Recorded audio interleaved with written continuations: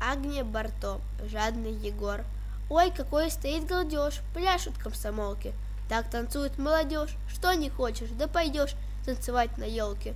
Тут поет веселый хор, здесь читают басни. В стороне стоит Егор, толстый третьеклассник. Первым он пришел на бал в школьник, клуб на елку. Танцевать Егор не стал, что плясать без толку. Не глядит он на стрекоз и на рыбок ярких. У него один вопрос: скоро будет Дед Мороз выдавать подарки?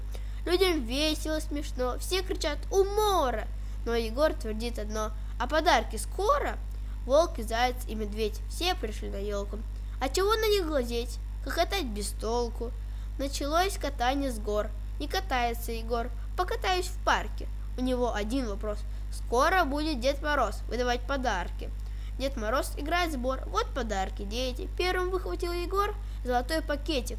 В уголке присел на стул, свой подарок развернул, с толком с расстановкой завязал бечевкой. А потом спросил опять: а на елке в парке завтра будут раздавать школьные подарки?